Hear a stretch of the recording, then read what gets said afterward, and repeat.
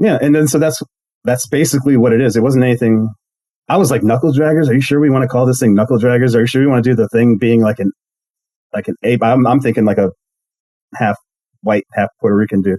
Like, is that cool? Is it all right if I'm going around like claiming this logo or this thing or whatever? And GFam was like, so if I'm all right with it, you should be all right with it. What the fuck are you worried about? I'm like, I'm not worried about anything. That's fine. Cool.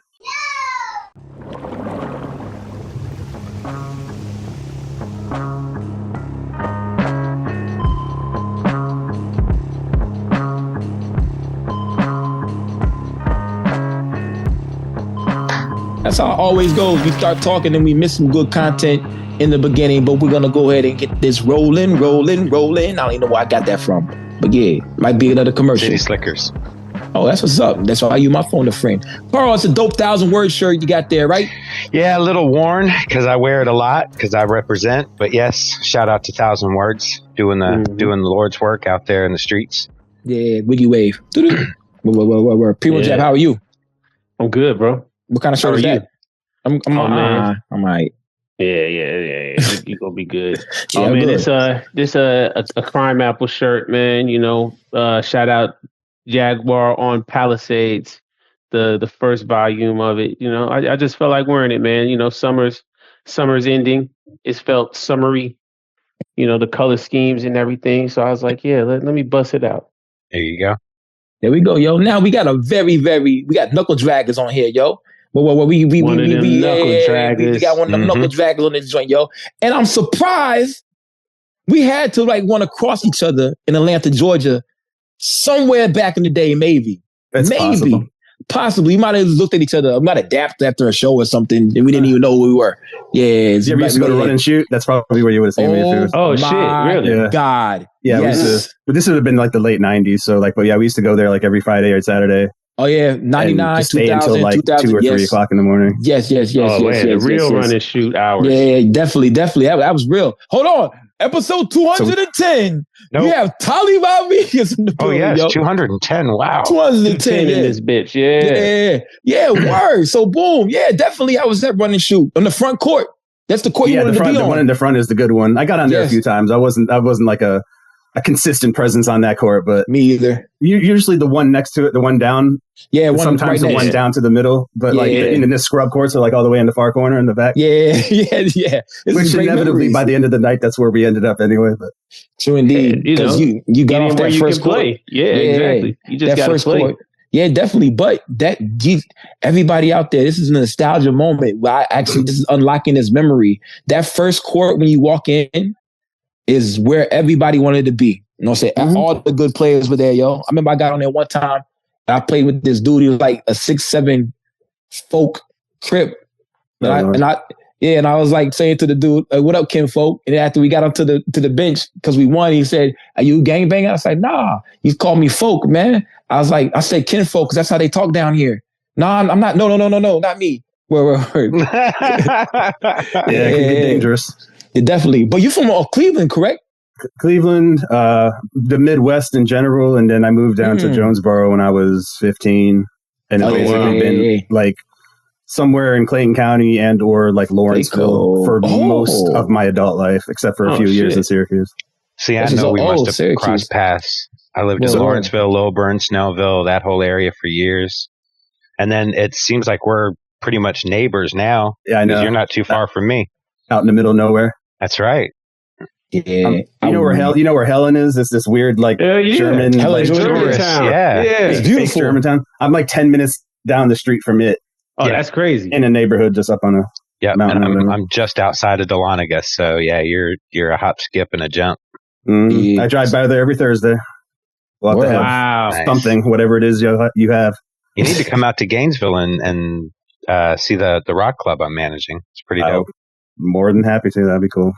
Yo, so I know Primo's in Atlanta somewhere, right? Or no? Not anymore. Okay. Yeah, I used to be in East Atlanta. I used to be in Lindbergh. I used to be, Smyrna, unincorporated Cobb, whatever you want to call it. I used to be all over the place. Real Atlanta shit. But now I'm in Charlotte. I'm in the CLT. I found the CLT. Yeah. I know some people in Charlotte. SCT RL. That's the control. Yeah. It's the CLT. It's a play on words. Oh, my bad. I gotta cut this off. My bad, Karl. Well, and he had an overload. But anyway, man, yeah. So Tali Rod, man, what's up, man? Welcome to the pod, man. We're happy to have you, man. Thanks for taking some time to come kick it with us, bro. Yeah, man. Yes. Thank you. I'm gonna sit here. I'm not gonna act like I'm too cool for the shit. Like, I've only been like watching a lot of these and seeing this stuff pop around and been like, one day, maybe, I'll start throwing some feelers out. But I also felt like I kind of had to get some shit going first before I was even like, you got a lot of shit going. Had a right to be even asking. So like, once I felt like I had a pretty good thing, I was like, all right, let me just start reaching out and see what happens. But well, that's the best part, bro. I mean, because that's exactly what we're here for, is to acknowledge people that, have been putting in work and doing things, and you absolutely fit the bill. Not only are you a performer, but you engineer and mix and master and make beats. I mean, you're like a multi-hyphenate, you know what I mean? Like, that's the correct terminologies, right? Oh, hey, look, everybody, Lukey's back from the I prefer Renaissance Man, but that's cool. Whatever. Renaissance Man is correct me. Exactly. That's much I was going to better. say, you got guitars in the background too, so obviously a musician as well. You do the artwork. You do artwork now too, or that's just no. That's the only thing you don't do is artwork. I mean, yeah, everything in the back is basically some version of something, either merch or something that I was a part of in the last like 5 years. None of this shit exists like 5 years before that, but like this is so far, and it's not even everything. There was nothing on this wall like 4 days ago, and my wife is like, "Dude, you got all this shit. You're about to be on this thing. Like, why don't you just let me like design it, throw the stuff up?" And so like now all of a sudden it looks like I'm like legit and I know what I'm doing, and I just every time I go on anything I've got this like crazy setup. Meanwhile, it wasn't even here. Like, well, peace to her. Yeah, shout out wifey, man. Yeah, so good wife. That looks great. Yeah. Happy wife, happy life. Is that what they say? Something like that. Yeah. Happy. Yeah. Bars, huh? Happy us, happy life. Yes. Yeah. I think that's better. Yeah, man. Don't fall into that trick. It ain't just about her. It ain't just about me. It's about us. You know what I mean? Right. Well, general point being most of that stuff, I'd say like 70% of it's probably Piro stuff, like something he artwork designed. Yeah. Including like paintings, like actual paintings that he's made for me like 15 years ago and shit. So it's not like just albums and stuff. But I keep Piro stuff very close to me as well. It's the butt book. They stole that from me at work. They stole that from me at work, yo. They stole it from you at what? What kind of degenerates you working with, man? Inappropriate. Yeah, I mean, let's give Piro a shout out real quick. Hold on, let me just grab over here. I couldn't find any. He wanted to go dig into something. No, but I mean, y'all know what this is. It's like, like activity books, coloring books. Telling you, like, what's this guy doing? Like, what kind of psychopath am I friends with? But he's a legend, man. It's ridiculous. It's awesome. He's a visionary, man. He's somebody that just has to pour it all out, man. He's gonna be one of them people that when he leaves this place, he's not gonna have anything left, man, because he gave it all to us, man. That's for sure. You know what's great is Piro sent me these, and I was showing my wife, and my wife's first comment was, "Well, thank God somebody's drawing women with some fucking curves." That's interesting. Yeah, but being from multi places in the South, as we've been down here for a while, we like women with curves. You know what I'm saying? Like, yeah. Shit, I like that before I left Chicago. That's life. Yeah, I mean, that was a preference. I don't date sticks. Yeah, my wife is like he definitely likes. Like, why is he always drawing pictures of asses? This is like 10 years ago or something. She doesn't really know who he at the time, and I'm like, he just likes ass figures. Yeah, he likes find something better to draw. She's not mad at it. She's just like, he really likes that, doesn't he? I'm like, yes, definitely does. He speaks for a lot of people. Yes, indeed, man. Well, so your latest joint you got out was with gfam Black, right? Yes. Shout out G. Yeah. Yep. Sinners and Scoundrels, huh? Yes, the Sinner and the Scoundrels. Close enough. Yeah. You know, I mess up everything. It doesn't matter. Everything. I'm gonna get paused like 17 times. I already told everybody I know that's gonna see this. Like, you're gonna catch me so many times because I just don't pay attention. Hey, so far so good. I've gotten this far so far, and I haven't gotten one. But yeah, Sinner and Scoundrel was like the last one that came out like 2 weeks ago. Yeah, and that's our 5th album that we've done in 5 years, which is pretty good. Y'all be going in, yo. That's great. And it's the best one. It's definitely the best one to me. Anyway, like I think everybody seems to be in general agreement that it's a step up. Oh yeah, it hits. So it's all you can hope for. Yeah, keep trying to make shit different, make it better, make it slightly different than the last one. We've got another one already in the works that's going to be very different from that, and so we'll see whether that backfires or not. But Wendy, when you make these beats, do you think you can rhyme over all of them, or you just making them like, I think this is going to go to my man's? You know what I'm saying? Word. I don't really make anything for me. Like I make stuff that I like the sound of, but I've never envisioned myself on it. I'm really making it for everybody else. I figure I've never made something I couldn't rhyme on. I've made stuff I actually I wouldn't want to rhyme on, but I knew somebody else wanted it that way. And so I did it that way. But it's not a matter of like whether I could or not. It's just more like, I used to try to make shit for people specific. Like, what do you want? Give me all the details. Give me the blueprint of what you want me to make it. And I'll make you. And it never turns out. You don't have any, like, it just never really works out that way. Every once in a while you get lucky, but most of the time they want the shit that you didn't think they would have wanted. So I just stopped even trying to cater to a particular person. Makes sense. And just give me a vibe. What kind of mood are you in is all I ask now. I'm like, what kind of mood are you in lately? And then they'll tell me what kind of mood they're in. And I'll be like, okay, let me make some shit. What up, man? About the mood or whatever. And usually that works. But yeah. Anytime someone asks me that, then sometimes they like, it pushes them away. When you tell them what kind of mood you're in? Or like what I like. I'll be like, think about aliens with naked women, and I'm on a mechanical unicorn with a sword going downhill, slicing the heads off robots and demons. And they're like, what? I mean, I could picture that. That doesn't seem too outlandish. To me, the more detailed, the better. The more you know what you want to do, the easier it is for me to try to. Yeah, but I think you're a well-traveled and well-versed human being. I think some people that produce are just really not really that cultured sometimes. And whenever you run around, I think that's why your music works with a variety of people. You know what I'm saying? Because you have a lot of knowledge and you've been a lot of places, bro. You know a lot of people. You know what I'm saying? Living in Ohio, like west side suburbs of Cleveland, and living in Jonesboro are two very different places. So you can like start from that particular point and like extrapolate from there. But yeah, like I'm always that kid. I'm like quiet, but I could always sort of integrate into various different groups of people without ever really having any trouble, but never really felt at home with any one of them.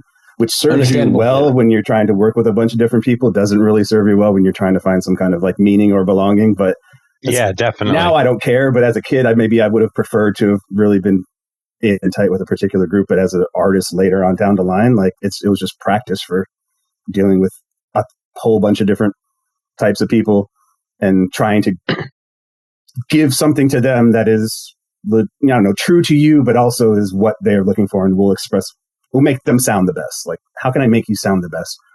How can I make you like make the best song you've made? Whether it actually is or not, like, who cares? But indeed, I'm not trying to get my shit in the way in order for you to get on something. Like I tell people, if you don't want it, don't take it. If you're not 100% sure, I don't want you to even put it. There's no maybe folder. There's no like, I might want this, set it aside. Like, if you want it, take it. If you don't want it, I'll make more. I don't have any ego about it. It's cool. It's all good. I want it to be like no regrets. Right? So yeah, you kind of want people to be passionate about what they're jumping on. You don't want them to have hesitation. So that makes a lot of sense. I would also say there's kind of something to being an outcast in not feeling necessarily at home anywhere, because you'd be surprised how many people actually feel that way.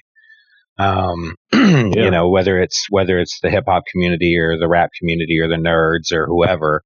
You know, we all kind of don't feel like we belong 100% anywhere. So, yeah. Our greatest ally in this hip hop community, Tali Rodriguez, said he be in a room, he'd be in a room full of people and still be feeling lonely. You know what I'm saying? I felt that way several times. Where like I just been around a whole bunch of rappers and like I was like felt like I was the only Like, I wanted to leave. I didn't feel at home there. So I understand that. But you have a place where you're with a lot of people now, and you're not even with in the same room or state. I think it's right. So you found your home, G. Yeah, sorry.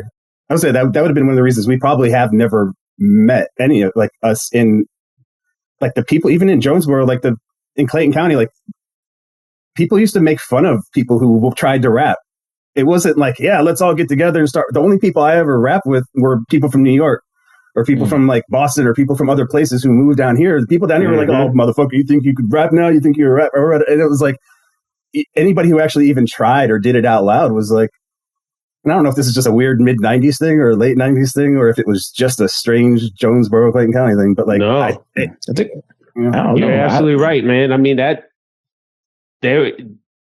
being an MC or being an MC truly, but let's just say generically being a rapper wasn't something that was cool, generally popular until like the late 90s, early 2000s. That's when everybody decided they wanted to rap. You were better off being a singer.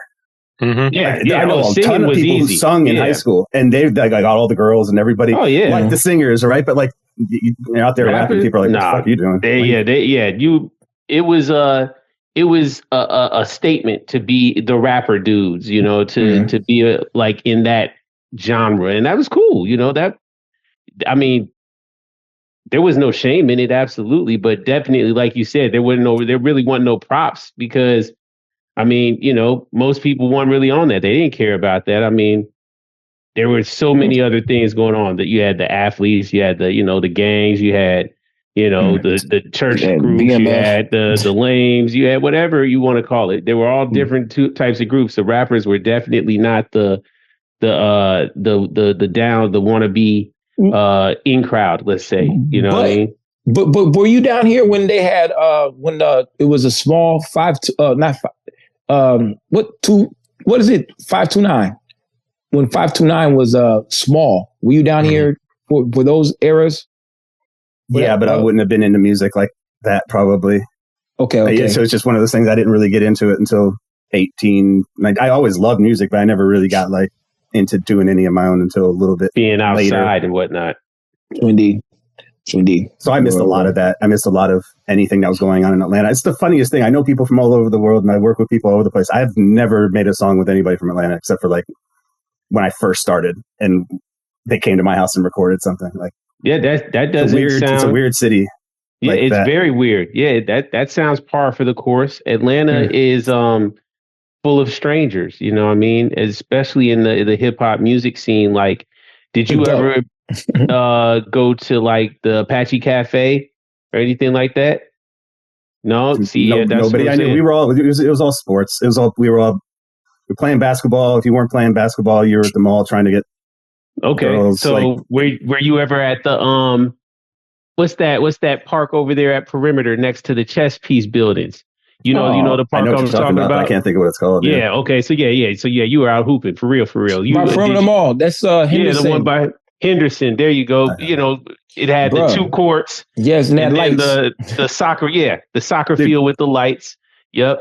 Absolutely. Yeah, no, I have no. I don't think probably most of anybody in Atlanta would have any clue who I am, just because I was not in any way when I first started, or even like when I started to do it more seriously, was never like an Atlanta in any of the scene person. I wouldn't have seen shows here. I would have, I went to see shows in Ohio. I see shows in New York. I see shows in like other places, but it would be very rare that I would have. There's a handful of people that I can name off that are people that I know from Atlanta, and for the most part, it's almost all like South Florida, Boston, New York. Oh, yeah, West Coasters, right. Like you say South Florida. I'm gonna get to it because we have a common, not foe, a common hero. I would say, yeah, not a common foe, a common hero. He's one of my favorite people in hip hop ever. But anyway, this dude was a real hooper though. He went to run and shoot on the first court in '99. That's tough. I'm not saying not me. You trying to say me? No. I mean, I was there.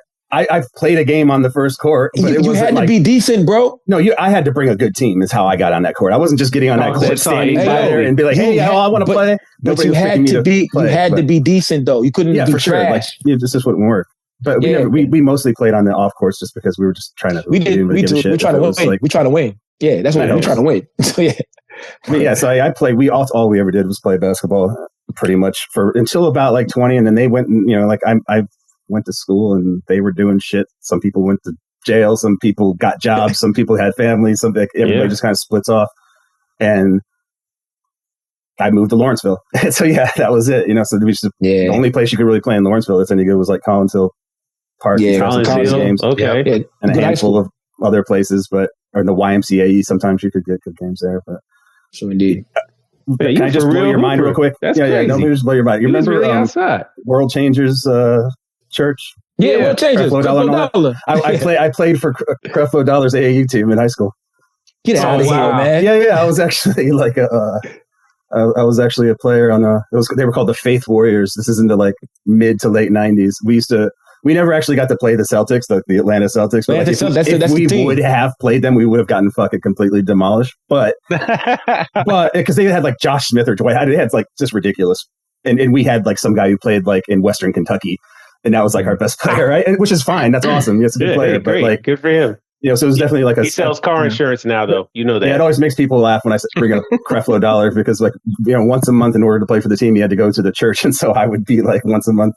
The whole basketball team would just be there, like just sitting in the back, like this is some wild shit. Like it's a big old mega church or person who I didn't even go to regular church all that much, let alone that church. Yeah, man, it's like a whole show. So yeah, that's some old South Side Atlanta shit. That's definitely South Side Atlanta shit right there, G. Well, that's bugged out. You brought up the Celtics. I forgot all about these Georgia Stars, all these AAU teams. Anyway, yo, boo. Yeah. You work with one of my favorite people in hip hop. All right, who's this? No Emotion Gold Mask, G. Oh shit. Know what I'm saying? Word. That's one of my favorite. You got it up there? You got the I got a DVD back there. DVD? Yeah. Word. It was like a cartoon he was doing that he was putting together or whatever. And so, I was like, I think I was like the first person or second person to file. Yeah, No Emotion. What about? Go ahead. Ask me something. How did you link up with No Emotion? Like, have you known him for a very long time? No, I mean, pretty much that was one of those ones where I start doing Instagram. Like I'm not like super wired into a lot of stuff, right? But Instagram's kind of like my go-to. I don't know if that makes me old or mid or what it is, and I would see him. His shit would pop up, and it would be like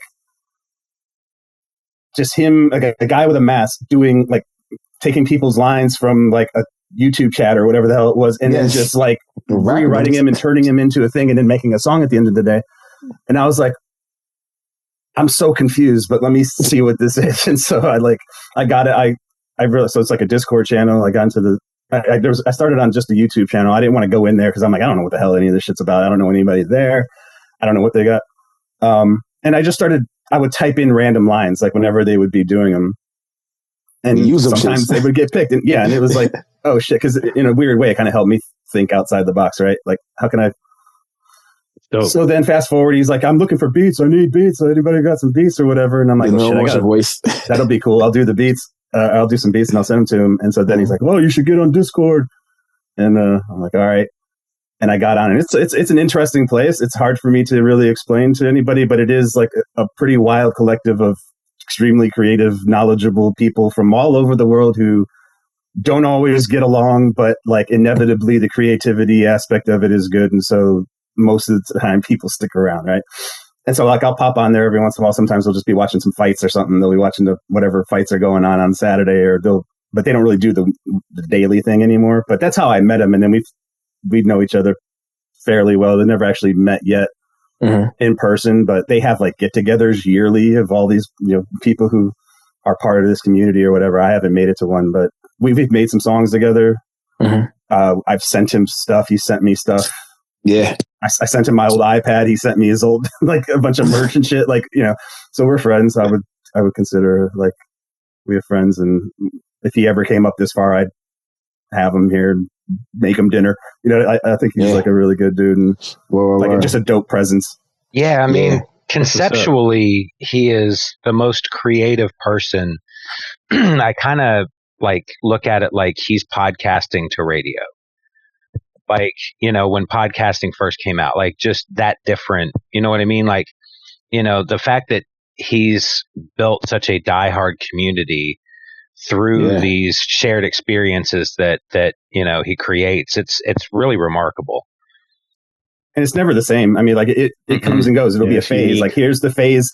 Here's 1,000 days straight. I think they got to like 1,200. I can't remember what it was. 1,000 days straight of making a song with the community, which is just dumb, ridiculous. But shit, you did it. Like that's pretty. Like who the hell else is ever going to be able to? You know, not that it matters who else could or not, but who else would? Right? That's the whole point. Like he just does shit, doesn't really care, and for whatever reason, people gravitate towards it.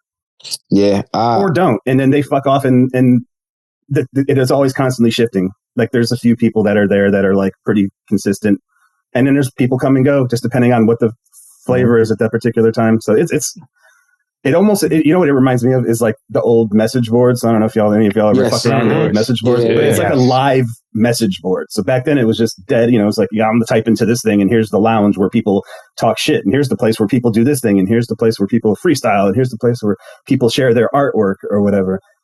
That's what he basically has going, except for it's using the technology like Discord or Switch or whatever the hell else they're using at this point to essentially accomplish the same thing. Just get a whole bunch of random people together for some kind of common purpose. Yes, for at its best. It doesn't always work out, but you know, at its best, it's pretty cool. Yeah, I'm gonna keep it a buck with you. The first 3 weeks of No Emotion, I hated his guts. I just hated him. and then I listened. That's weird. I know that. That's a common story. I've heard that before.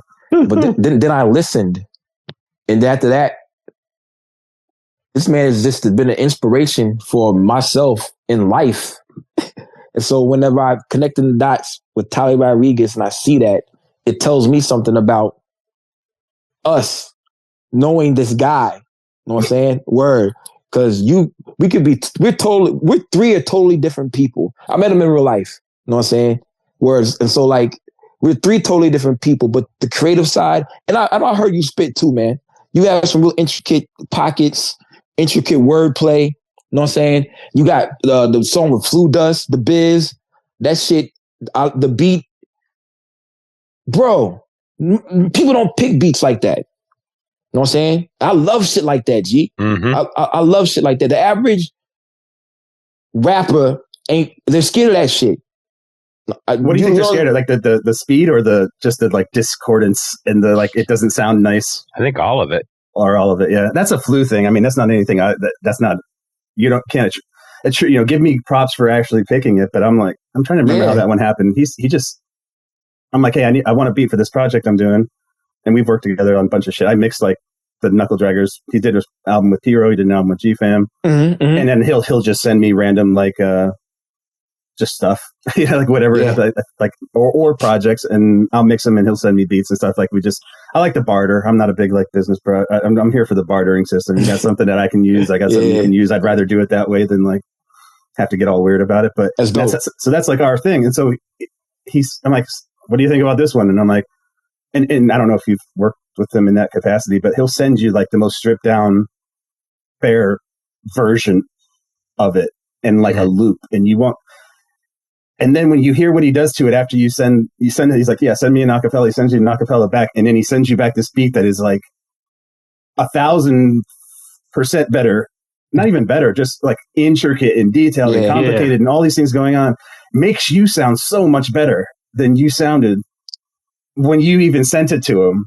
Because he's like crafting the drums around certain parts that you're doing. I mean, he just does all this shit that nobody gives, not that they wouldn't give him credit for it, but they wouldn't even know it's there. It's just there. And then all of a sudden you hear like, oh my God, I get it. So whenever people send him, or working with him, I tell them like, hey, whatever he sends you, if you even fuck with the vibe at all, just understand that it's going to be so much better than you think it's going to be when he sends it back to you. Yeah. That's dope. That's super dope, man. That's Shout out Flu Dust, man. Yeah. I'm not sure if that even answered the question. I'm trying to remember how we got here, but yeah. I mean, we answered everything, man. It really, it just told me that, like, that y'all definitely have an ear and a chemistry to do shit like that. And the beat, I guess it changed from what you heard in the beginning when you selected it, but still, the bones was there, right? So, I like the vibe. So I'm like, and I've done so much stuff. I did the project with Sankofa too, which was like he produced the whole thing.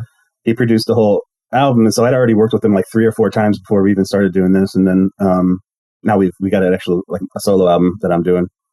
Nice. His stuff coming out sometime this year. We haven't exactly nailed it down yet, and it's got some beats on there that are like you're not going to be expecting if you're a fan of him, because I think he likes to work with me because I just do odd shit that a lot of people he works with aren't doing, you know? Yeah, I like that. I mean, just kind of backpacky, undergroundy, lyrical, odd stories, bullshit.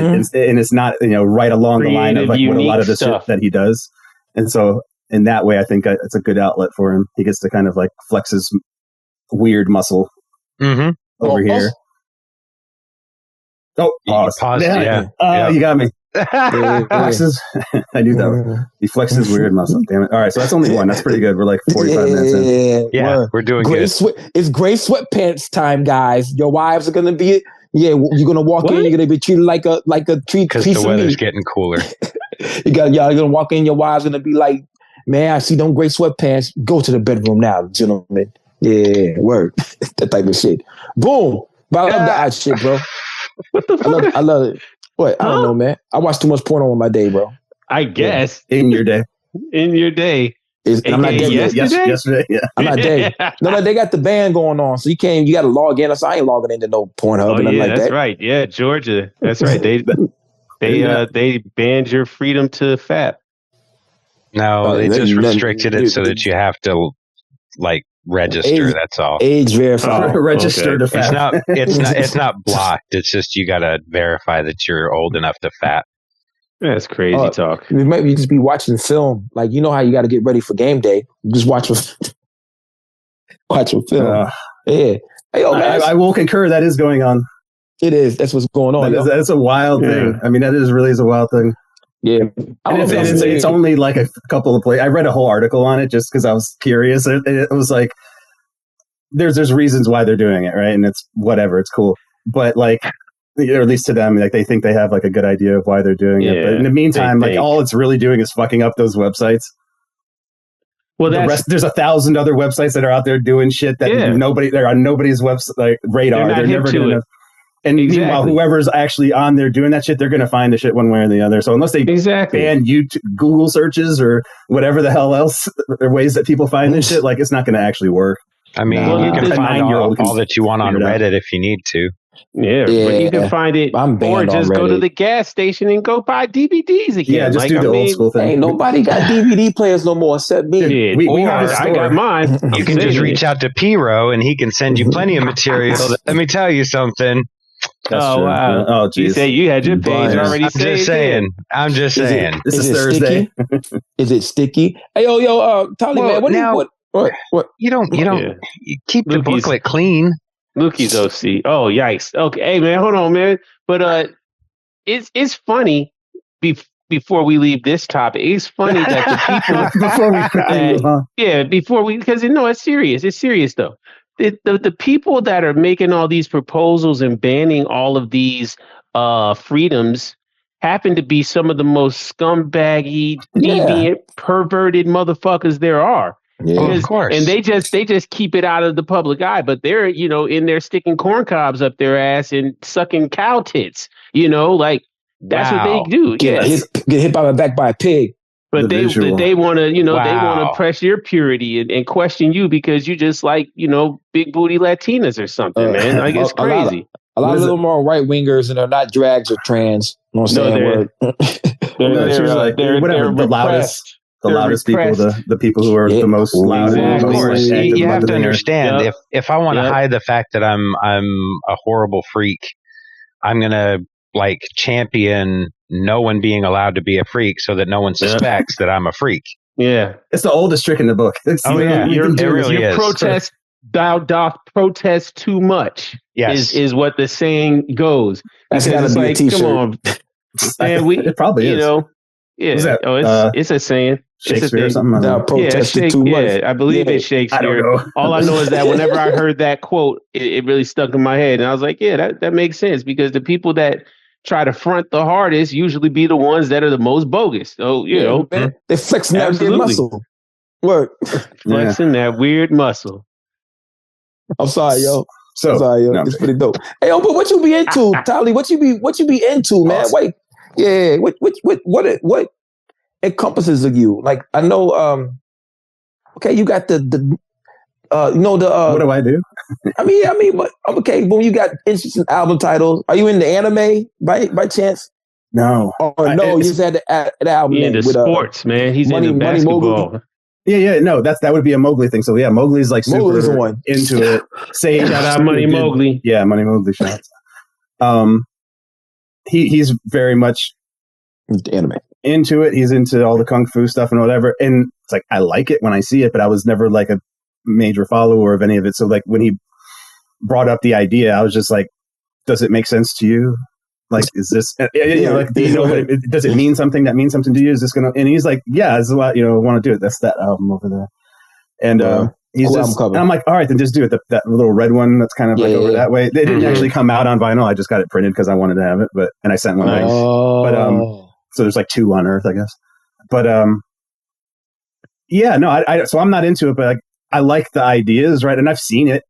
I have friends who are like, yeah, you should watch this one if you want to like get into it. And when I watch them, and most of the time I enjoy it, but I was just never like super hardcore into it at the time of my life where I think I would have needed to be into it in order to follow it as closely as a lot of people do. Same thing with comics. I know names. I know certain things. I could draw you a picture of like, Superman or something, but I couldn't draw you a picture of Superman from like 7 universes apart from some other thing, or like what Earth it looks like now as opposed to before. I just remember what it looked like in the 80s when I was a kid, and I had like a Superman action figure. Like that's what I remember it looking like, and so it just that's surprising to me, bro, because you made that album, the New Gods album, which is that's Mike Titan. Oh, so Mike Titan brought that. He's really into that shit. So I'm like, dude, I don't know what any of this stuff means. Yeah, because that shit was spot on. I was like, yo, as you do, I'm here. Deep lore. Yeah. You're like, okay, yeah, cool, whatever you want to do. He's Dark like, Side Soldier, the New Gods is where they stole Marvel from and all this other shit. And I'm like, well, good. I mean, I assume that you're correct. And if you're naming this thing the astral plane, then I know you know what it means, even if I don't. It's I'm not the on titles the song. Are spot on. It's not mine, so I don't have to explain it. And so that's kind of. I guess I gravitate towards people like really into those things because if they're into it, it gives you a lot of ideas for just creative ways to flip them, right? And so we got New Gods 3 coming out sometime this year, probably. Oh wow, okay. 1, 2, 3, we got. But I don't know what any of those things are. I don't like. And I don't mean that badly. I don't mean that like. Just like whatever. I just made some beats. They're dope. I can name you the entirety of the NBA rosters from like 1998 on every single team, plus their like CBA system, and that's just as stupid of having that information than it is of having information of an actual story and lore and stuff. It's the same thing. So it's like none of it's stupid. It's all like cool. Like that's what I was into. This is what you were. What you're into. Yeah. Absolutely. I don't shit on it at all because I'm a nerd as like fuck it in 1,000 other ways. It's just that's not my particular way of expressing nerddom. Right. Nerddom is my thing. But yo, who's your team, bro? Who's your team? Oh God. I mean, so like technically speaking, what do you mean? Like just Knuckle Dragguz is like me and Piro and GFam and Matthias and basketball. Oh, team shit. I was like, you know what, dude? I honestly, I feel like I've been cheated in life because I moved around so much. I don't really have I root for the teams of the places that I've lived, but I don't have like a live or die attitude towards any of them. So even as a person who loves sports as much as I love sports, I don't have. Like, I'm not going to cry. The last time I cried when somebody lost was like the Cleveland Browns lost on the Ernest Biner fumble or something when I was like 8 or something, I think. And I cried. And I don't even know why I cried. It was just like, because we lost, right? I wasn't like putting the pieces together. It didn't make a whole lot of sense to me. But like, that's probably the last time I ever actually cared about sports, except for I got really excited when Cleveland won the championship with LeBron because that was just like, I was really rooting for that to happen. Yeah. That's about the only time I've ever felt that kind of rooting interest for anything in sports. I root for the good story. I root for greatness. I root for domination in a way, but I also root for people being put in their place. So like that's the kind of shit I root for the stories. I don't really root for the teams. I mean, and I root for the players specifically.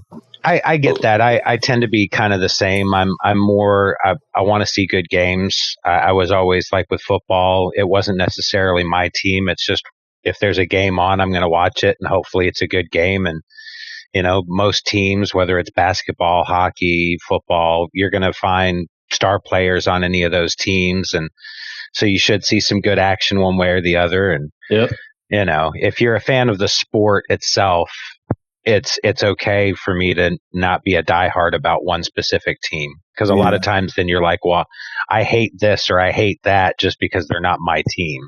And to me, that's crazy. I know. And to me, that's crazy because, you can look at a lot of players on a lot of different teams and say, Allen Iverson was amazing.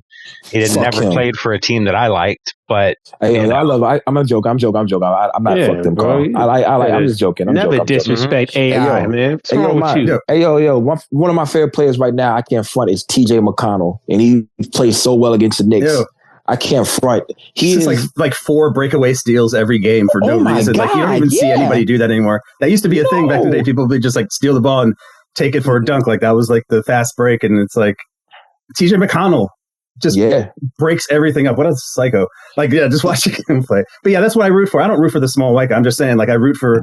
I do. These small white. These are small white. I root for people who care. Like if this is a weird thing. Like you watch a lot of the news, and this is like. All right, this is a weird theory I have, and it relates to this, and it relates to hip hop. I feel like the new athletes are so much better than the old ones, just in terms of like just absolute, just total skill from point A to point B, skill factor. They shoot better, they have better mechanics, they have like more efficiency, like everything technically speaking better according to the computer. But like I absolutely hate watching it, and they are the worst at actually having to make decisions when shit breaks down. Right. So it's like it works perfectly great when it's working perfectly great in a way that nobody else has ever seen in the entirety of the history of basketball or whatever. But as soon as something gets thrown, a little bit of a wrench gets thrown into it, they have zero experience to fall back on in order to like persevere and get to the, not everybody, right? But you just said it. You just exactly though. You just said it. That's something that is missing and lacking from this later generation of hoopers, especially. I think people in general. Just people in general, let's say, they don't have the adaptability to be able to survive any sort of adversity or to persevere over, difficult times. It's like as soon as things are outside of their comfort zone, malfunction. Oh, I don't know what I'm doing. Oh, I don't know. And, us people who grew up before, training wheels and all that type of shit, free range babies, we're just like, all right, whatever, we're gonna adapt and overcome, man. It sounds like some old people shit, but it's really not. It's just I think we're all sort of a similar age. Yeah, but and see, we got to see it both ways from that to now. We've seen the transition. This era, unfortunately, has lost the respect for taking gems from the older generation. They've been tricked into ageism. And this is definitely a direct thing into hip hop. Yeah. They've been tricked into like all old people are the enemy. You know what I mean? Just because they don't respect old head knowledge. Like now it's a slur if you think that somebody's you're 35, you're old. Like what? Old? What the fuck? I just started living. You don't even know shit yet. And they don't understand. Like when we were growing up, I hate to keep saying that, like I feel like the old dude now, but I don't care because I'm not anti-old. But I feel like when we were growing up, we took gems from the older heads, man. The older people would tell us stuff and teach us things, and we had to learn it. Now these people, they think this fucking box will tell them everything they need to know. Oh, I'll just Google it. Oh, I found this on TikTok. I learned this on TikTok. I'm like, shut the fuck up. Get out of here with that TikTok knowledge. That means nothing.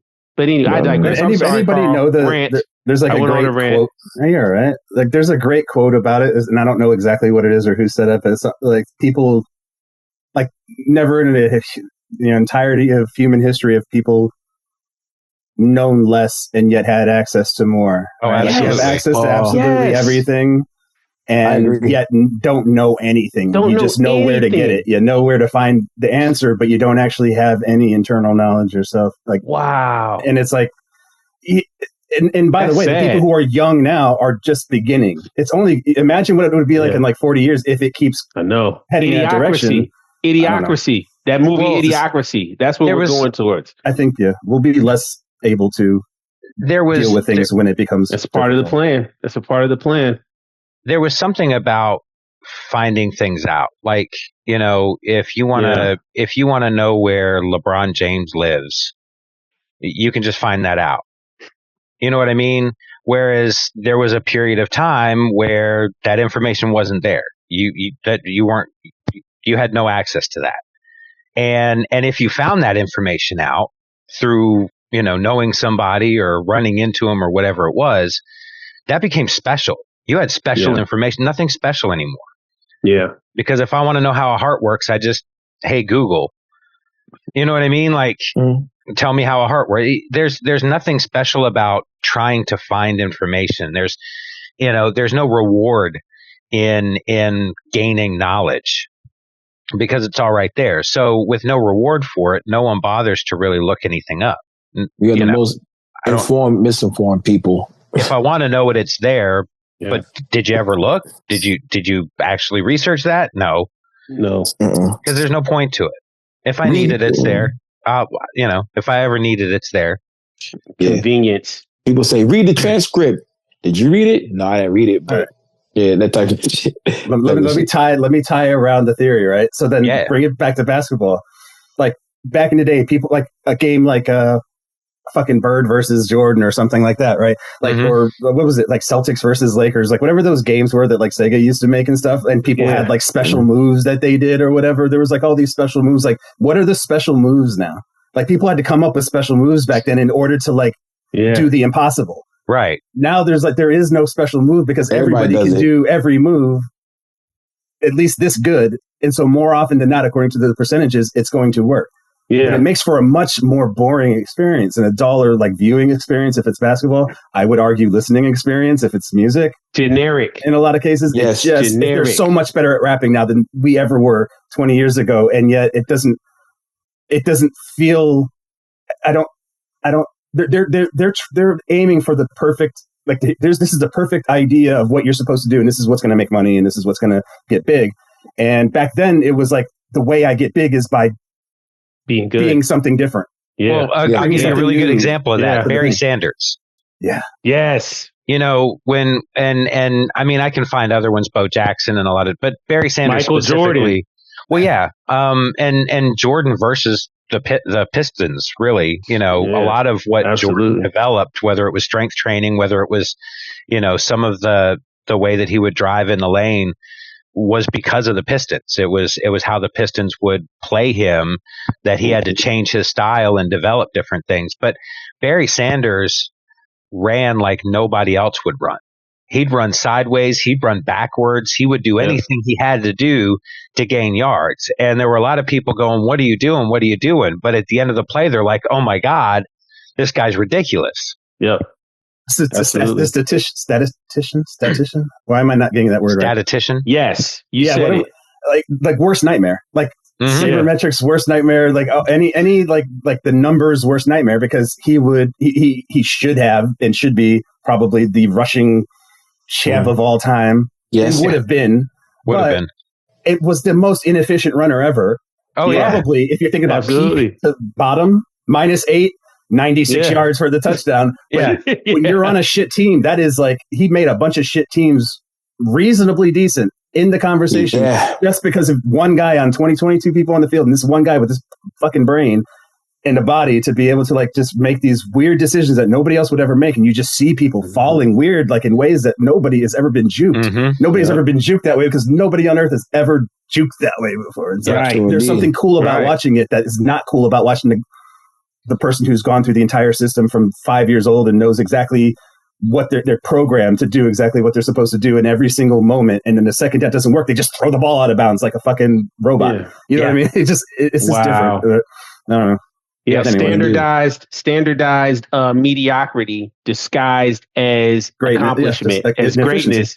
Efficiency. Exactly. Like I think you said it, man. People have taken the joy away from trying to be excellent, and they're just studying the numbers and saying, "Oh, this is how you do this." I've broken down the mystery of how to do the Euro step. That's what now everybody's doing that. I've broken down the secrets of this. So now there's no mystery. There's no excitement in trying to, like you said, create and be unique and be dope. But there is still excitement in that, man. And I mean, let's talk like you were about to talk before. Let's talk about your team, man. Let's talk about the guys. Let's talk about the Knuckle Dragguz, man. So the Falcons? No, fuck them. Nobody's team is the Falcons. Come on now. Oh, I'm sorry. I mean, yeah, Karl likes them. I wish they were good. Yeah, I would have liked if they had one. Everybody wishes I they were good. stopped crying over their heartbreaks. Yeah. I'm I've over never that been a shit. Falcons fan. Well, Deion Sanders time. Yeah. Brian Jordan, Deion Sanders, I should say. Look, really quick before we switch. I can tell you. Before we switch, I think inherently part of the problem is, as parents, we want to protect kids from the things that ended up making us great. Yes. And that's the heartache, that's the pain, that's the setbacks, that's all of those things that, I think, inherently as a parent, you want to protect your kids from everything. And a lot of times what it ends up doing is shelters them from experiencing some of the things and building some of the cognitive reasoning skills, or the determination and the will to get past roadblocks and obstacles. And I think you gotta let people fail at stuff. Failing at stuff is great. Failure leads to victory. Yep. I don't remember. I'm sorry. Somebody said it was like the worst thing you can do, really, and we all do this, is, hey, youngin, I've been through this before. I don't want you to have to go for it. So listen to what I'm saying so that you don't have to go through it. And it's like one of the most like destructive things that an older person can do with a younger person. Yes. Is approach them from that angle. And it's the reason why they will shit on anything you have to say. But they don't know why. They just are, because that's natural. That's natural for us to break off from what they're saying. But meanwhile, it's like you can guide them and give them guidance and let them fuck up. Like, I don't think those two things are completely mutually exclusive. But when you take the possibility of fucking up out of the equation, now you're micromanaging. Now you're controlling everything that's going on. No one likes to be micromanaged. And they're going to learn from experience. Yeah, they're going to learn from experience a lot more than they'll learn from your words. What would be best is, as a parent, understand that they're going to make those mistakes and be the parent that's there for them to help them through it. Sure. It's all about building a relationship with the child, because I trusted my father when he told me don't do some shit. Some children don't trust their parents, or they don't think they're smart enough. They just make their own decisions. Great, but I'm going to build a rapport with my daughter where I tell her to don't do something. She'll be like, oh, I trust my father's decision. Yeah, and I'm not going to go get in this car and do a drill. Anyway, sorry, I didn't mean to bring it up. No, that's good. So the Knuckle Dragguz. Knuckle Dragguz. Yeah. Six of us, 7 of us, I guess, technically, right? Like, we got Matthias, he's an engineer. And like, if you want your music to sound good, that's the person you give the music to. Out of us, if you want it to sound kind of grimy and loud, maybe you bring it to me.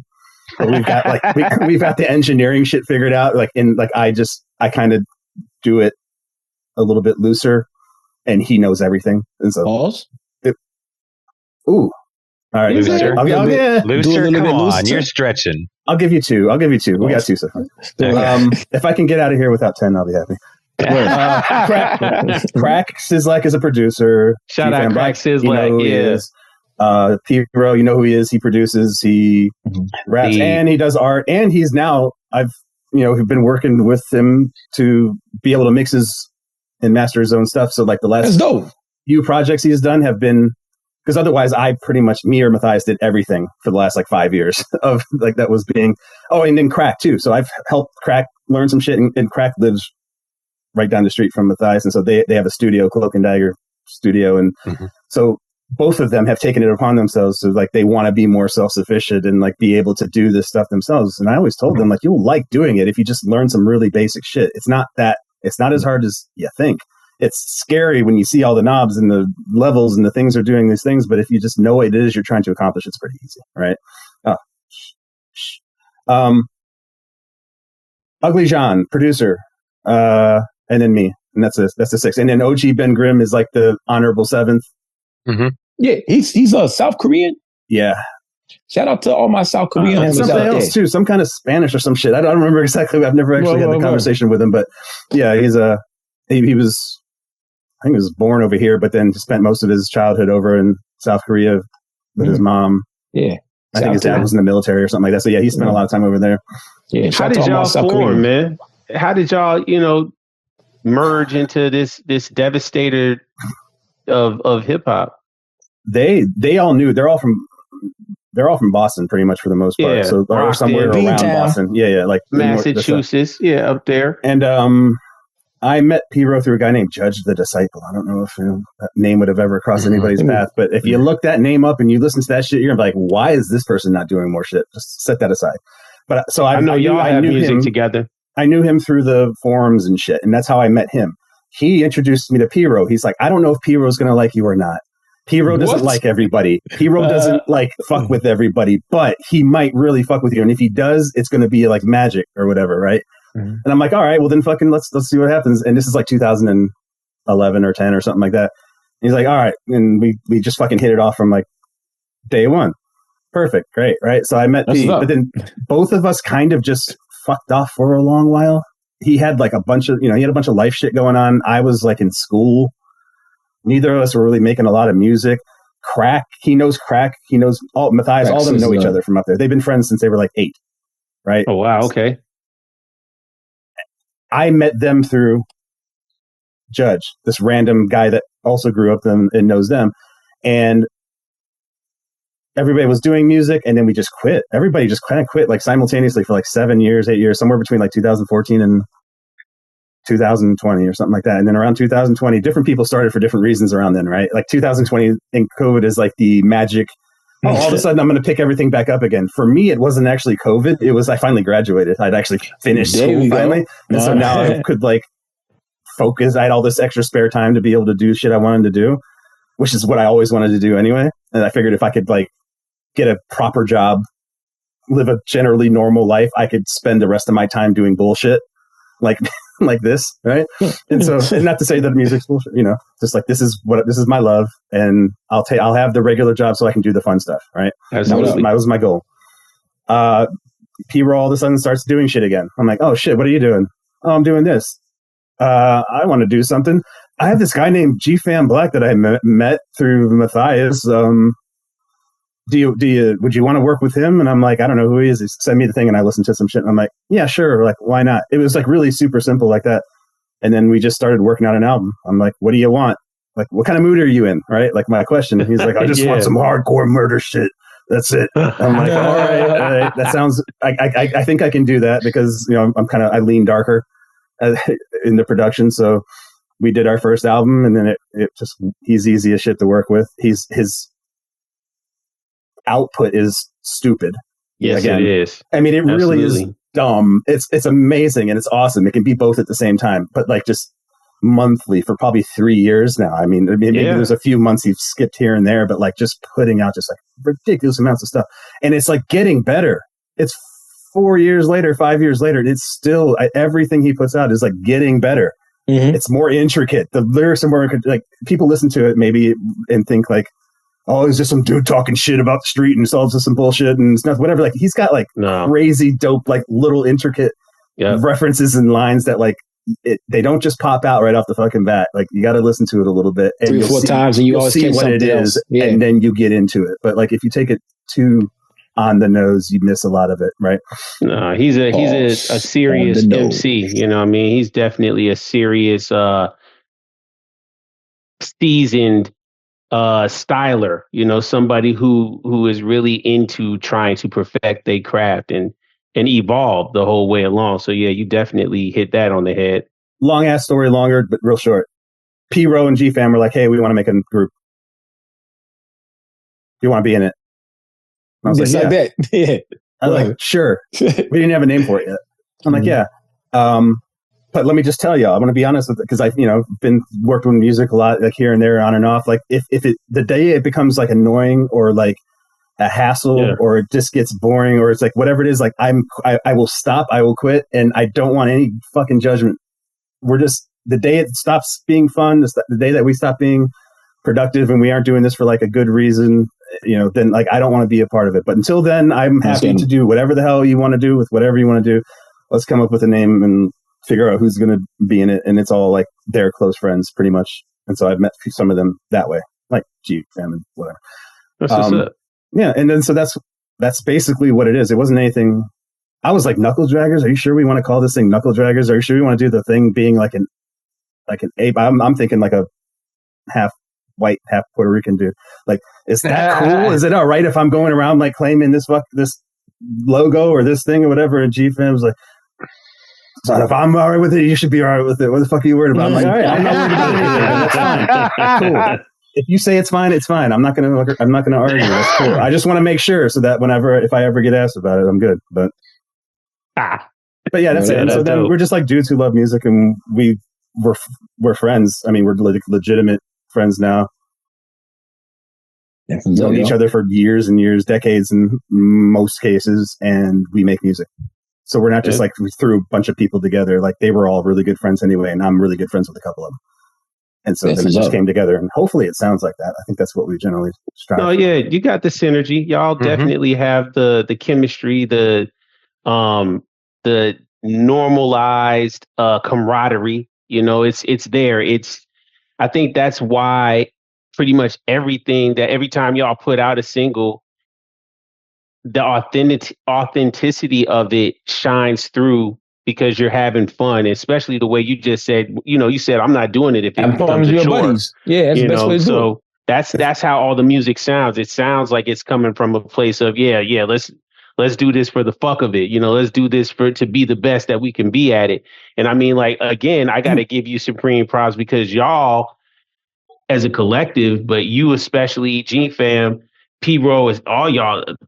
Especially y'all definitely stay on that Insomniac list. I keep on having to put that out, but that is like a litmus. That's a huge thing. Yes. Of this underground, man, of this hip hop era that we're in right now, this wave that we're in. It's a feat to be on there almost every week. And your name is on there almost every week. You, gfam, P-Ro, y'all are on there almost every week. I don't even know how it works. But they find it. No one knows how it works. There's there's not even an email. Like if there is one, hey, I'll hit you up later. Let me know if there's an email address. But like there is no place you actually send music in. My guess is there's some people who have a couple of places that they look and see what's coming out, and then they listen to it and they make a fucking list. Like I don't know of any. I know a lot of people these days now, and I don't know of anybody who like has the like recipe for how you do it. You might think you have the best song you've ever made with some crazy feature that's like, and it may get on there and it may not. Like you just never entirely know whether it's going to. And I actually think that's the coolest thing about it. That it's annoying. Like sometimes you're like, how the fuck did that not get on there? But then you're like, but hey, they like this other one instead, and it's like, all right, cool. It's a pleasant surprise. It's a pleasant surprise, man. You wake up and it's like, we got to reach out to them and be like, yo, what is the sauce to this show? How? I would say this, you can't. That's the point. Like we did. It's an amazing place if you want to really find artists or really dope hip hop. Yeah. You can look at that list and guaranteed you're probably going to like 7 out of the 10 items on there. When I first got back into it, that was how I learned about a lot of new people. I didn't do music for like 10 years, 12 years. Dang. I did a lot in early 2000s. I stopped for a while. I did quite a bit in a little bit in the mid, like 2010, 2012, stopped until like 2020. And so when I came back, like I didn't know anybody in the scene. The only people I knew were like the famous people, like the people who made it, like whatever, Action Bronson or something, right? Like I wouldn't have known anybody, whatever the tiers are. Like my tier would have ended wherever the top is because I just wouldn't have even had any access to it. I go on the thing and I'm like, Insomniac Magazine, oh, cool. And I'm looking at all these people I've never heard of before. And I always I feel bad about it in a way. I feel kind of guilty. I'll be like, hey, look, I'll reach out to work with somebody.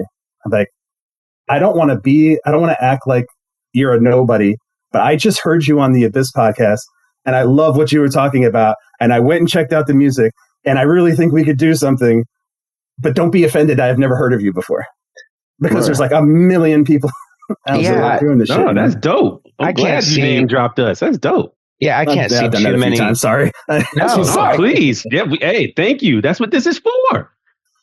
I think, though, I don't know in this lane that there would be too many people that would be upset by that, just because, you know, everybody's trying to expand their fan base. And, and you know, they do things like this podcast and you know, reach out to, now I can't think of his name on YouTube. Yeah, Paka the Plug. You know, because they know that somebody's going to tap in, and you know, I might have 12 projects available in my catalog, but you know, it's this latest one that you heard.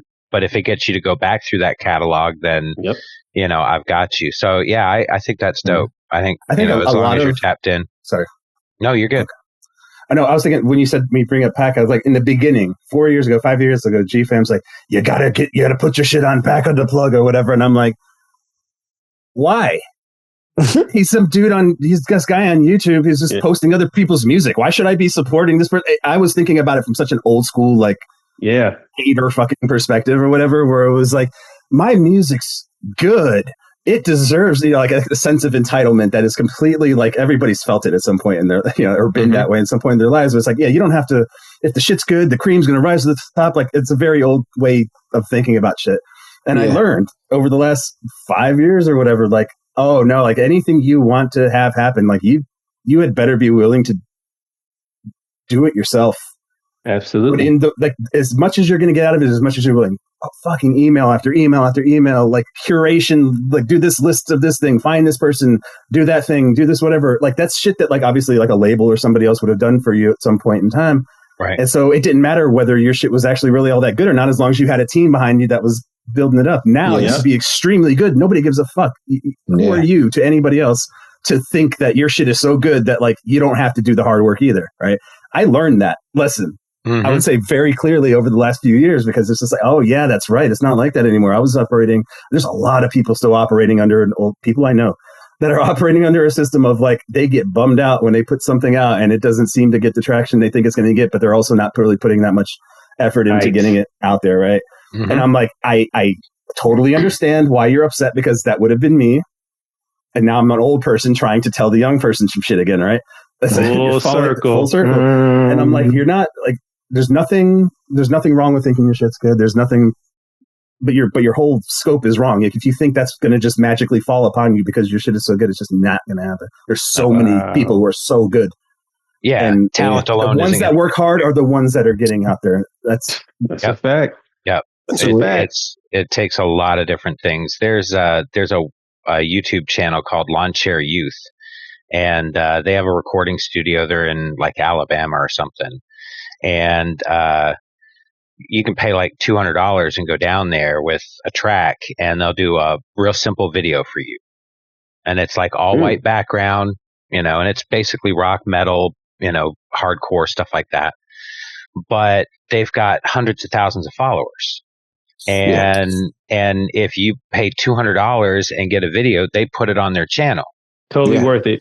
And then all of a sudden you're getting a following. It's, you know, you've got to look for those avenues. You've got to find and take advantage of Lawn Chair Youth on YouTube. It's where is it? They're in Germany or something? No, Alabama. They're in like Alabama. We're about to go out there because nice. I want to do the hell yeah, we're gonna get a video out there. I want fans. I want people to hear our shit. So, you know, I think it's just one of those things where, you know, when social media first started, Dane Cook was one of the first people to use MySpace to really reach out, and he built a fan base through MySpace, and everybody else said he was crazy until he blew up and became super famous. You've got to always be on the lookout for those avenues to push your career forward, because no one else is going to do it. Nah. Tie up the loose end. Shout out to Paka. Like, but you know, like as a person coming in, not understanding the ways of things are now, I'm like, this is weird that I'm beholden to this. And now it's like, oh, I get it. I've had people just reach out, be like, oh yeah, I heard you on so-and-so channel. I heard you on this thing. And it's like, oh, okay, that all makes sense now. But until you get out of that sort of mindset of entitlement and, everybody everything's owed to me.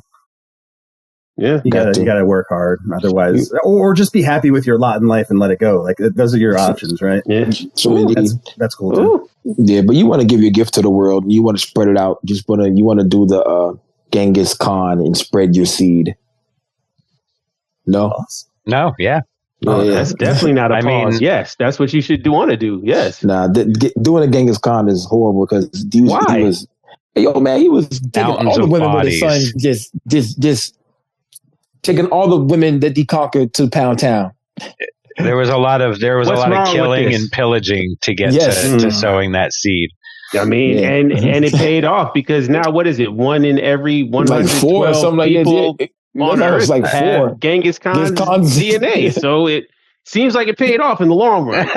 For him, maybe. You gotta crack some eggs to make an omelet. He made that's knowledge. Yeah. Before we go over, I want you to rank these 3 players, man. LeBron, Jordan, or Kobe. Rank them by what? Just give me what am I ranking them by? Who do you think is the best? You don't have to get complicated. Just just the best players. Yes. Jordan, LeBron, Kobe. LeBron over Kobe. Mm-hmm. I would put LeBron over Kobe if we had the Olympic LeBron from last year and bubble LeBron. But since we don't have a bubble LeBron and Olympic LeBron all the time, Olympic LeBron was probably the best. Unselfish, facilitator. He guarded Jokic. Smart. He said, I'm guarding. We're down by 13. I'm guarding Jokic. Yep. Yeah. I have Kevin Durant and Steph Curry right here. That was amazing to me. So I'm a sociologist, right? Like I'm a academically trained sociologist. I have to think about these things a certain way. You said best, and so I'm having to interpret what you mean by best, right? Like who was the best player? Like who was the most skillful player or whatever? I still think Jordan, right? Mm-hmm. Who was the best? Are we doing statistics? Does that have something to do with it? Well, then that puts LeBron in a category that's different than Kobe. Are we? So to me, to compare Kobe to LeBron is weird, right? Like the Kobe is more like Jordan, but he's only like 70% of Jordan. Yeah, he's not even like a full comparison. Realistically speaking, they're just and LeBron's skill set wise, I think LeBron's eclipses Kobe in the sense that I do too, but it doesn't mean he was a better player. Well, absolutely.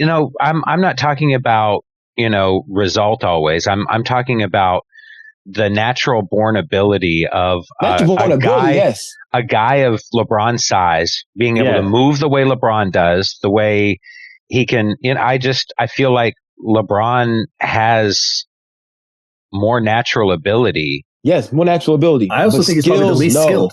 He's the least skilled at all. I would argue that he's probably the least skilled out of the three. But the natural ability, there is nobody on earth like LeBron. No. So the natural ability, Karl, yes, if he gets the ball first against Jordan and Kobe, they might not get the ball back. Word. Going downhill. Give me a point guard. But give me the top 5. Because I've been waiting for the top 5. What's the top 5? Where's the top 5 here? What are we doing? Let's do the same thing. Let's do the same thing. But give me some point guards that you like, because that was always my position. So I think the greatest point guard ever to me, even though he hasn't really won nothing, I think it's Chris Paul, bro. That's a big statement. Remember when he got traded to go to Oklahoma City? He went to Oklahoma City. He just always gets hurt, but that's not. Yeah, there you go. Doesn't make him any less great. It's just I think Chris Paul, that fugazi mid-range jump shot. I think Chris Paul. They sent him to die in Oklahoma City, and he took that team to the playoffs, and they won more games that year. I'm like, yo. So I think the greatest point guard ever to me is Chris Paul. I'm sorry, I don't really like him like that. That's crazy. Is that your favorite? I don't know. You take him over Stockton. Good point, Karl. You got to think about that. If I was building a team, no, sorry. Low key, I'd like to say Steph Curry personally. He's not really a pure point guard to me. He's a shooter. He could play 1 or 2, so I wouldn't call him a pure point guard. Okay, all right. So pure points. Tony Parker, I can say that. Yeah. You better mention who I've got on my mind. Oh Lord.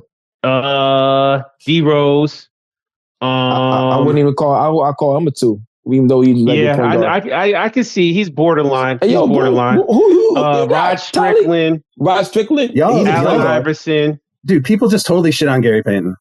I was gonna say Gary Payton for like cool. 8 years was pretty much the fucking most dominant force at that position, and like he just happened to run into Jordan a few times. Otherwise, he has 2 championships, and people think he's amazing. Yeah. He was doing 24 and 8 and fucking 5 steals a game for like 4 years. Yeah, and then people just like completely forgot about him because he got old and started playing on era other teams. Like Tim Hardaway suffered that. Tim Hardaway was my favorite player. Hey man, come on. I mean, he's another person that suffered in the shadow of Jordan. Like the era that Jordan existed and in, bad knees. Had that too. Yeah, but it just had so many other players that were exceptional, that were just standout, dope players. But I mean, hey, Mike he took all the championships. He got all the rings, man. So that's all anybody really remember. They got a couple outliers there. Penny Hardaway was Penny. He got hurt too. The Magic. Yeah, but we definitely are forgetting Gary Payton. He was probably one of the most dominant defenders as well. The glove was serious. But I'm glad that you mentioned John Stockton though. He wasn't so much the best player, but he was a force. He changed the game. He was a presence on the court. And that's the thing. All these players that we're talking about, that whole era, they're people that they understood they had to get out on the court and show up and play their role and play a position and play their part to help their team. And whatever they may not have been the strongest, but they damn sure going to rack up those steals. They're going to rack up those assists. And that's why, again, John Stockton, boy, I mean, Stockton is serious. I would go, a lot of times, Carl, I don't, until Carl brings it up, I don't agree with that shit. John Stockton, I think, John Stockton's legit, he went to the finals. John Stockton's a big motherfucker, too. People think he's small, right? He was also next to Karl Malone. Yeah, there's intangibles for a point guard position as well. And so, like, if you're talking about somebody like Allen Iverson, who's amazingly talented, versus somebody like John Stockton, who not only was talented, but also was an incredible general of that team. Yes. He was on the floor. When just in that example from earlier, when chips are down, if you got Stockton on the floor, he's going to get you back together. He's going to get you back in line. He's going to make plays that make you feel like you can contribute again. And for me, that's such an important part of that position. That would mean Steve Nash is right up there too, then, right? He's definitely in my top 10. He's definitely in my top 10 guards. They're definitely pure guards. I mean, but Isaiah Thomas, Isaiah, absolutely. Isaiah, I put Isaiah more in the Steph Curry category just because of like he could take over the game, but he could take it over like scoring in a way that John Stockton would do every once in a while, right? But like Steph Curry would, he's a point guard. It doesn't matter what you say. Like he obviously isn't like a traditional point guard, but that's the position he has to play because he'd have Clay or somebody else in there, right? He's 6'2", 6'3" as well. So yeah, and so like, who was I saying? Shit, y'all got me on. Isaiah Thomas. Oh yeah, Isaiah Thomas. Like he was tiny. He was like, what is he, like 5'11" or something? 5'10", 5'11". Yeah. But like, and he could pass and he could get everybody involved. But like his ability to dominate the game was he would just score 18 points in a row. Yeah. Like it ain't shit.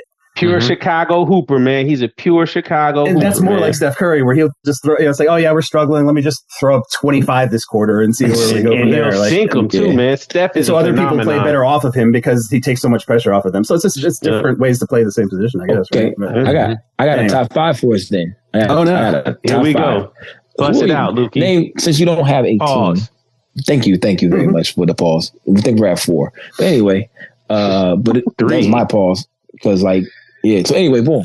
Name your top 5 teams of all time. I know my favorite team is a 2004 Pistons, I believe.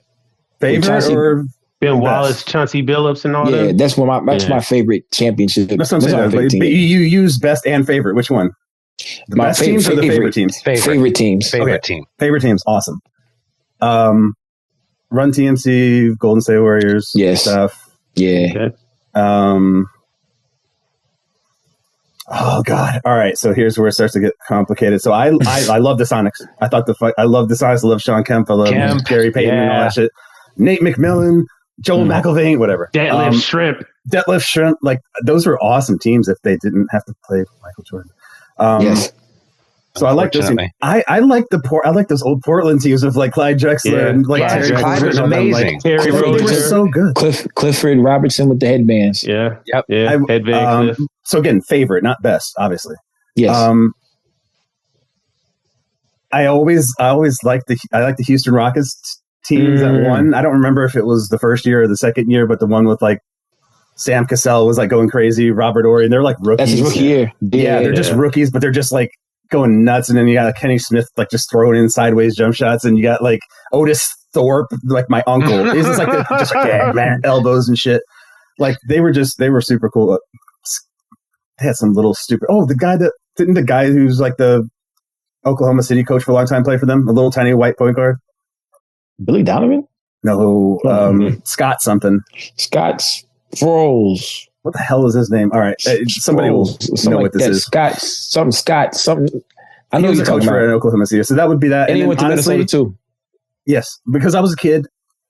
Oh, I loved the Orlando Shaq and Penny team. Yeah, like that was the time. That would have been those are like my favorite 5. Right? They're not. None of them are the best team, probably, and not even in the top 20 best teams ever. But those would be my favorite just because of the players that were playing. And the time in my life when I was paying attention to it. And dude, I used to try to like perfect the turnaround to the opposite hand fade away Olajuwon shot, and I could hit that thing like I could win bets. I could hustle people with that shot because I'd be like, okay, I'm gonna stand here and then I'm gonna do a around the wrong fucking shoulder and throw a fucking shot in, and it would just like go in, and it'd be like, what the fuck, how'd that go in? And it's just because I sat outside for like 5 months and just shot like 100 of them a day, and then it just became like muscle memory, right? Dedication. Scott Brooks. Yeah. Scott Brooks, thank you. Scott Brooks. Didn't he play for? I think he was on the Houston Rockets team. That could be wrong. Yeah, and he was 2009-2010 Coach of the Year. There you go, Scott Brooks. Goddamn. But yeah, so those are my favorite teams. I don't know that they're any good. What's your favorite team? 99 Knicks and 2004 Pistons. 99 Knicks with the Trell Sprewell, Grandmama, Marcus Camby, Chris Childs punched Kobe in the face. Chris Childs was drunk and punched Kobe in the face. Charlie Ward was a football player, but somehow we made it to the finals and we played against, I think, the Spurs, and we lost. Everybody thought the Yankees were going to win a championship that year and the Knicks were going to win the championship. You know what I'm saying? Yankees, yeah. Lukey's the only person that would watch Space Jam and root for the Monstars. They had better jerseys.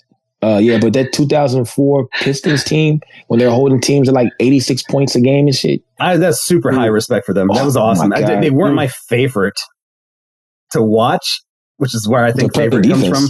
But like, yeah, I know you're right. Like, but like, they were awesome. They were like one of a kind. It was like a total outlier team. That you wouldn't. I don't think that'll happen again because it's a make or miss league now because the contact you can have. And how they just steamrolled the Lakers in the finals. Yeah, that was wild. That was unreal to me. Like, I was like, man, Karl Malone's on this team, bro. So he's hurt. Like, how Gary Payton, Karl Malone, who else is on that team?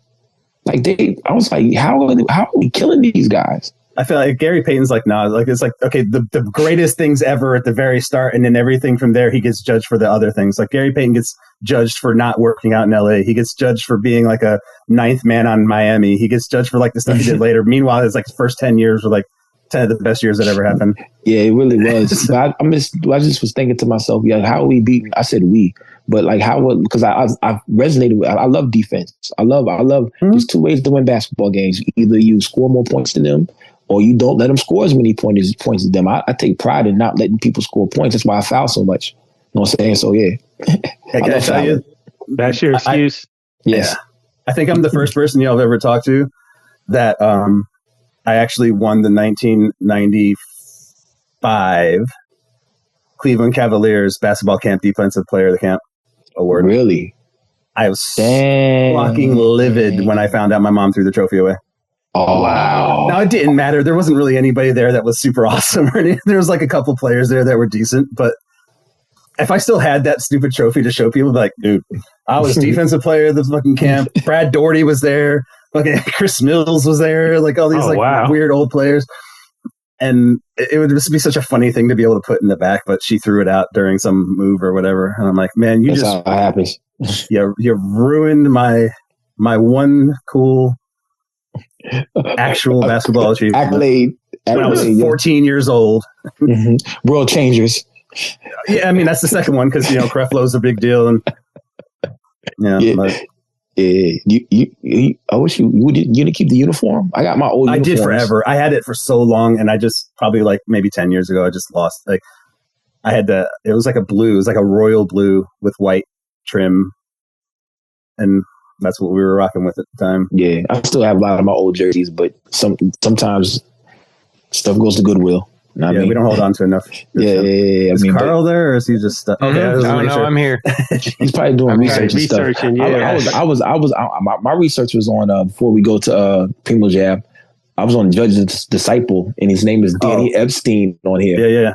Master of the Ceremonies, Hunter of Tricks. I don't even know, but just go listen to 2 songs of it, and you're going to know exactly what I'm talking about. This is like one of those dudes that, like, why don't you do more? And it just wasn't ever. This is not. Doesn't seem to be meant to be. But he's like, everybody that I know that knows him knows he's the best rapper any of us have ever heard, and yet. He's Matthias, not, mixed it. Matthias of Cloak and Dagger. He's not into it as much as we are. Yeah, from Boston. Matthias mixed it. It's called Express. The Espresso came out in 2022. So when you want to check it out, let us know what you think, man. Judge the Disciple. He's on Bandcamp. And it's also just says on Apple and Spotify. I'm gonna check it out. He was a big inspiration for me to just get my writing better and like reach out and just try to do different shit, not just sound like everybody else. But we all want him, and he might, he's still around, and we're trying to coax him into doing something new. But whenever we get a feature of him on any of our shit, we're like super happy. Fingers crossed, yo. PrimoJAB, what we got, bro?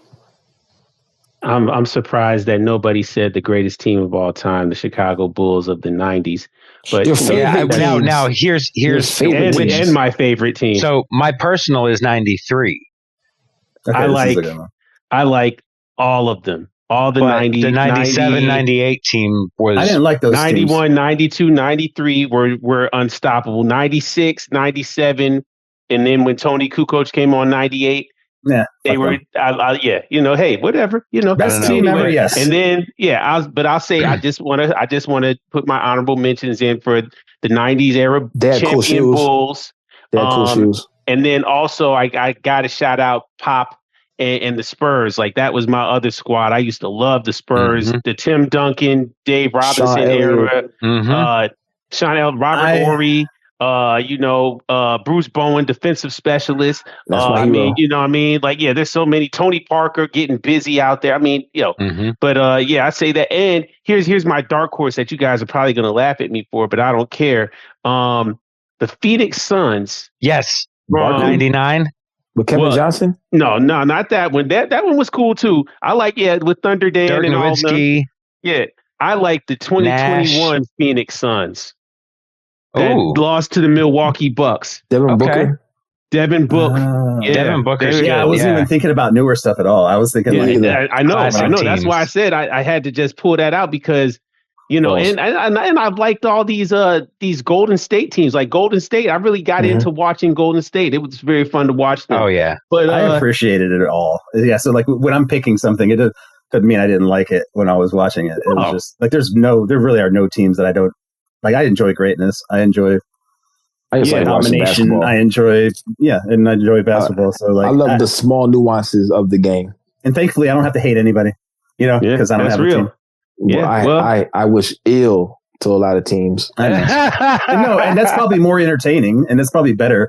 It's probably a better way to watch it, but it's heartbreaking. Like I turn it off. I feel like I'm the problem when I'm watching it sometimes. So I turn it off. Maybe I'll turn it off. We'll start winning, and that's what happened when Bridges took the ball from Tatum at the end of the game. I said I'll turn it off. So I turned it back on, and that play happened. I said, "Yo, that was my win. They got to give me a 10-day." You know what I'm saying?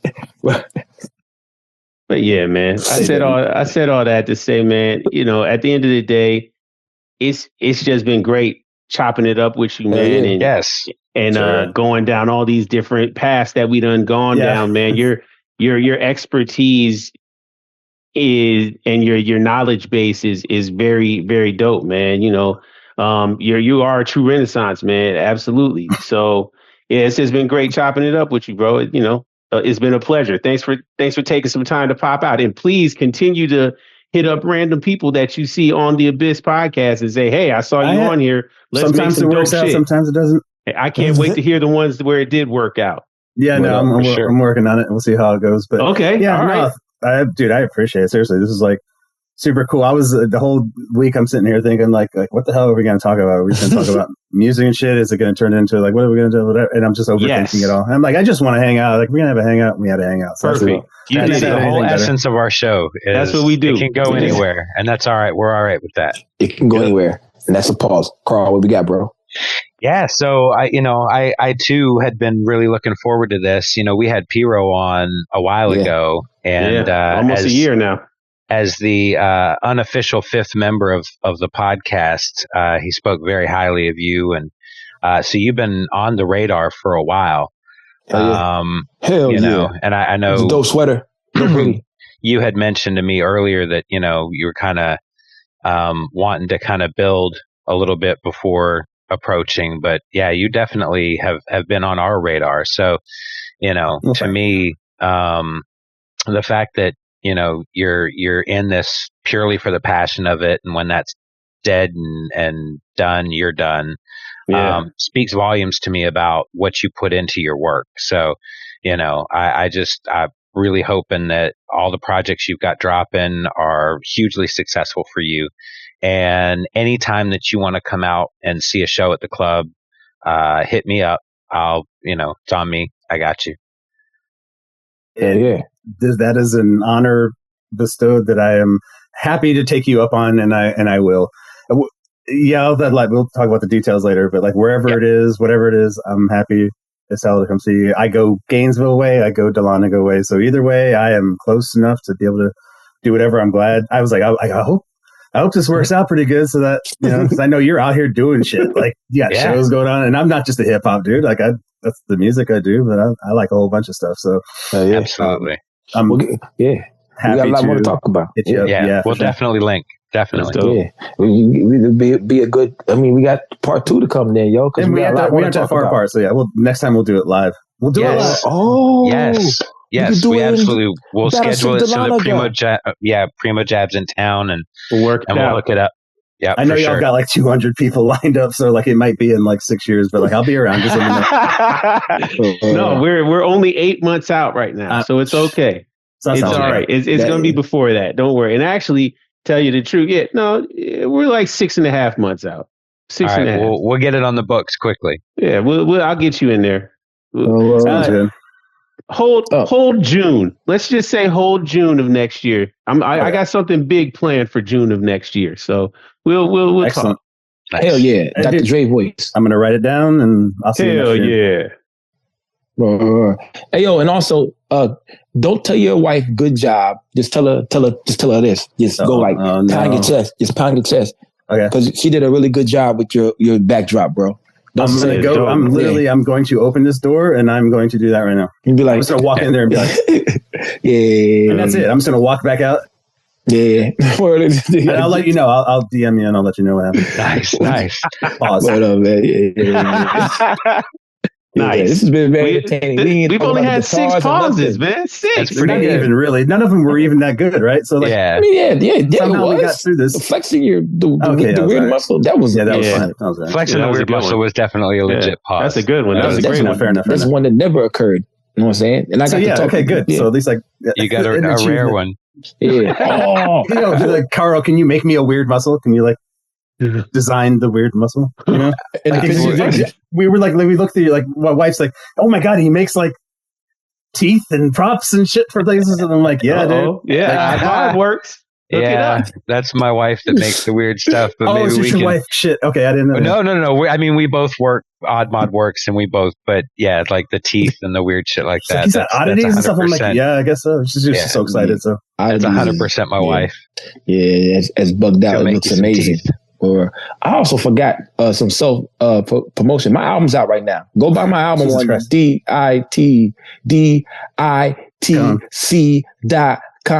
Yeah. DITCD.com. Which one? Is it Powerwolf?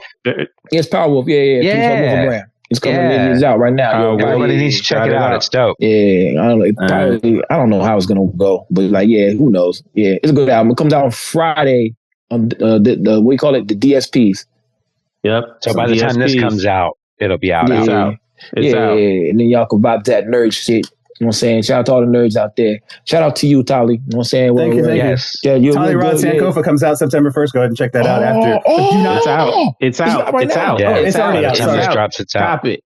Yeah.